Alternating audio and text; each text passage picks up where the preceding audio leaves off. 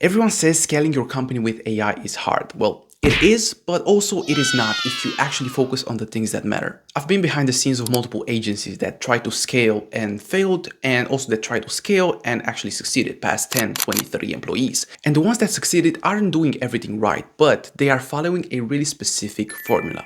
So let's go straight into the first part of the formula, which is ultimate clarity. Now, really quick, if I asked you right now, how much profit did your company make last month?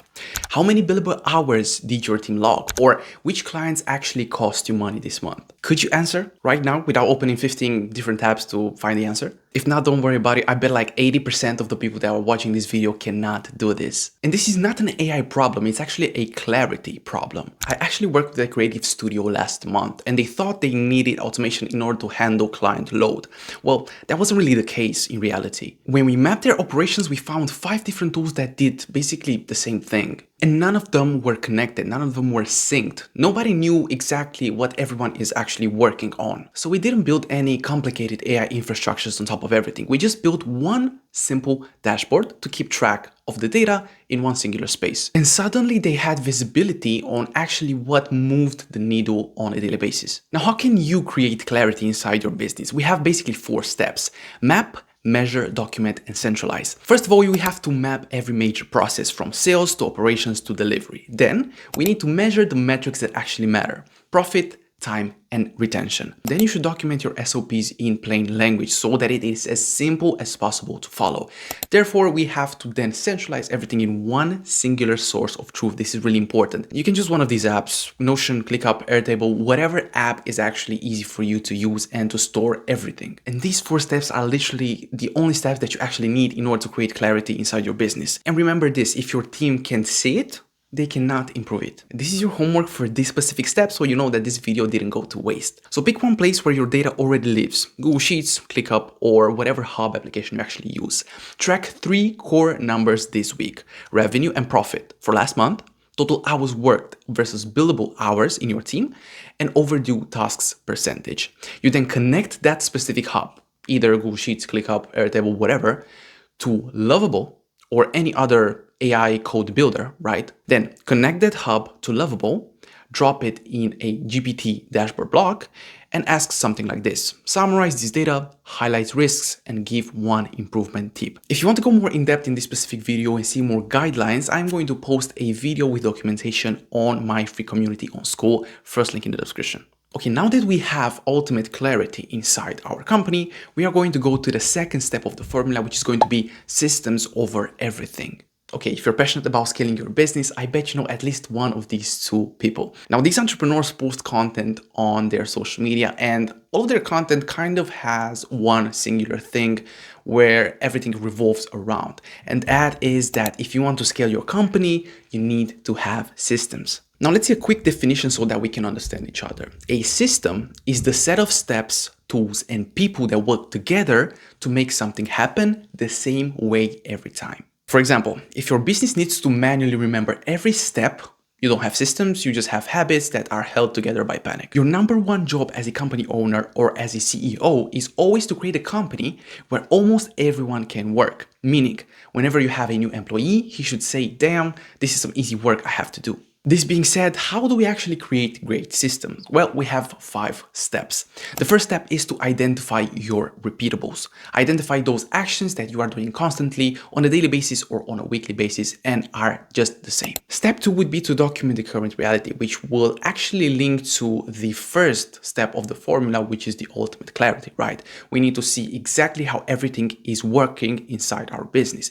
You have to write down everything, create looms as SOPs, or have PDFs with different processes inside your company. Now, the third step would be to simplify before optimizing. Can someone new do this without asking questions? If you have a process which is already complicated and you know that new people would not really be able or would not have an easy time to complete that specific process, then you need to simplify it. The fourth step would be to choose the right home, right? We need one singular space where we are going to run this specific company.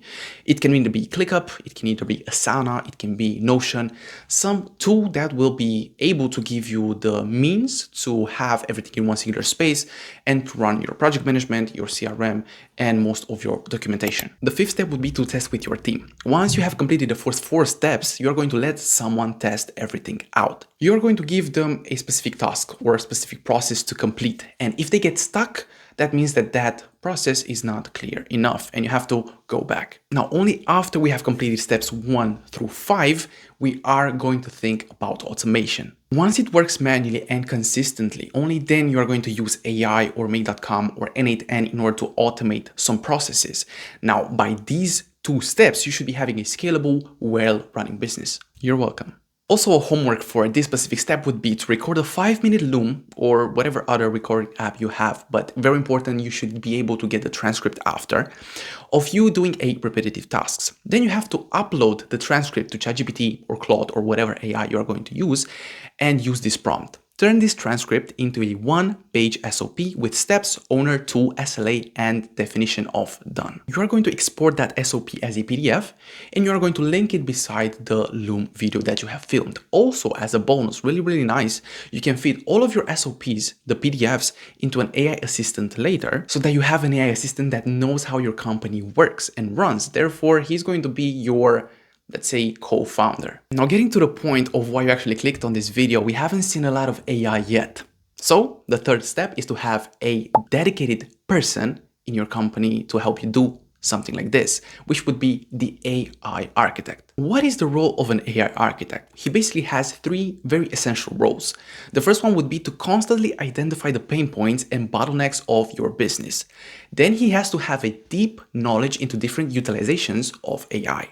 And lastly, he has to come up with solutions that could solve all of the issues or make the business even more efficient. Now, these are the 3 very essential roles of an AI architect. Those other roles, the extra roles, are going to expand way further than this. But if he has these 3 ones, he's going to be a good, solid AI architect. Now, this being said, you have 2 options. You can become the AI architect yourself as the company owner, the CEO or the COO, because you would be the person that already knows how your company is working, right? So you would have all of the insider information on every intricacy of your business. Or you could have a different person with the intended skill set assigned for this specific position. By the way, AI architects are being more and more sought after. And why is that? Because they can be the difference between a company being a solid company and being one in the top of their niches. Your homework for this specific step would be to choose one person, maybe even you, to own the AI architect role. The AI architect's first mission would be to list 5 tasks your team repeats weekly,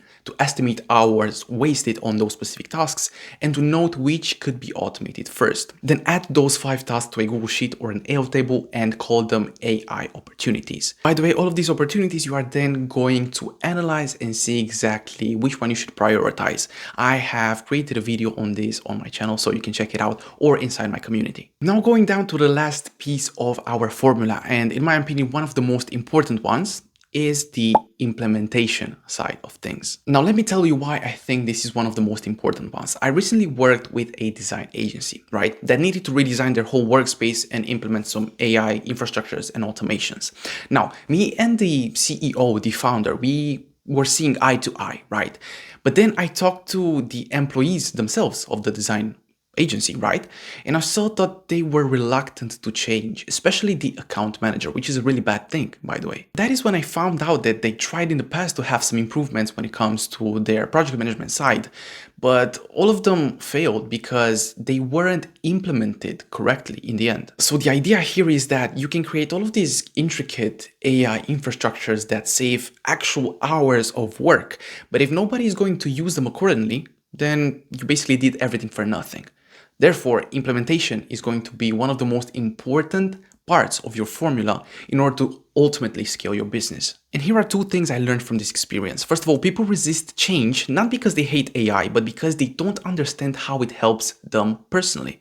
So you have to communicate that effectively to every employee, to every account manager, to every person in that specific company. And then AI adoption fails when it's built for the founder and not the team. Ultimately, the founder is the one that orchestrates how the team is going to work.